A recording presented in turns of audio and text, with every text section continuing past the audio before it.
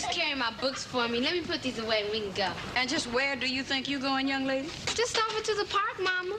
Calvin wants to show me where he goes when he wants to think about things. Huh. Must be a very small place. That's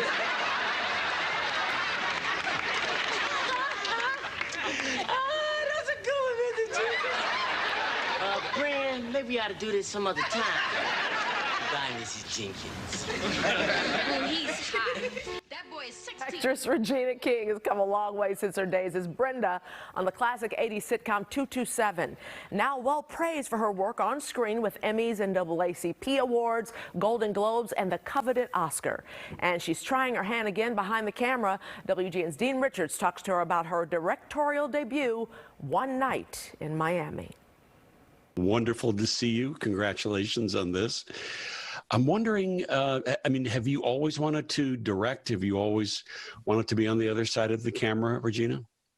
I mean, it's been some time. You know, I've been directing for, 10, 12 years now. And I've always, the intention was to eventually direct a film, hopefully several, before it's all over with. So yeah, it's always been in me.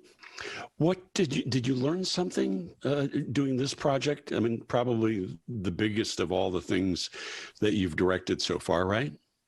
Absolutely, absolutely. I wouldn't say, I mean, the filmmaking process, you know, regardless of who you're speaking to, is not an easy feat. It's a lot of hours. As a director, you're definitely activating different parts of different muscles that you don't as an actor.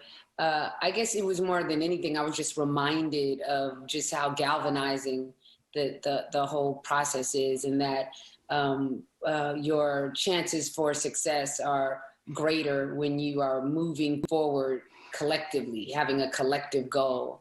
And just as a director, I'm always reminded by that. But this being my first film, my theatrical film debut, and it being a project like of this magnitude, meaning the subject matter being what it is, it was tough. It was tough, tough subject matter, but everyone involved, all wanted this to be exceptional, and all felt like we could take ownership in it in some way, and that feeling is like no other.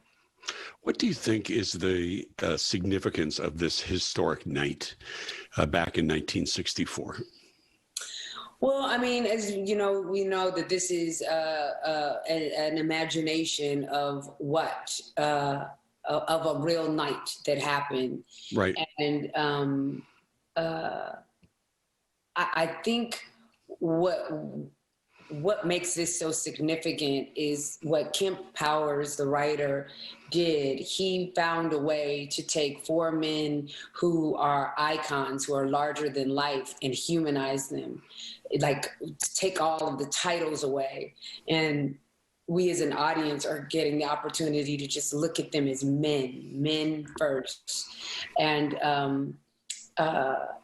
I feel like that's really important, because so often we compare ourselves to the person next to us, and we forget that everyone's origin story is different.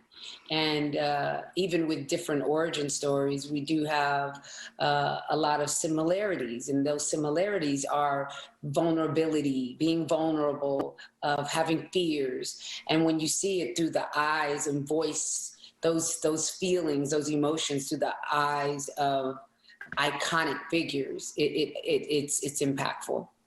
Yeah, and especially seeing these men when no cameras are with them, when they're just being around themselves, and getting a true sense of who these men really were outside of their public personas. Yeah. One thing that I've heard Kemp say a lot while we've been in this press tour is that even though this is a dramatization of that night, there is nothing that he did in all of his research when he was researching to write this originally was going to be a novel, and then it turned into a play.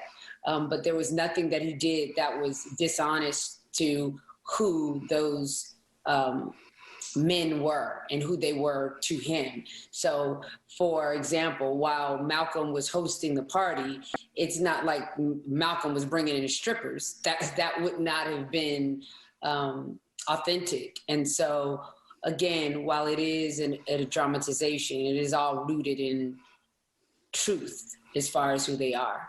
Yeah. Well, job well done, Madam Director. Thank you. It's so nice to see you. Happy New Year to you. Merry New Year, Dean. Bye-bye. See you soon. Bye.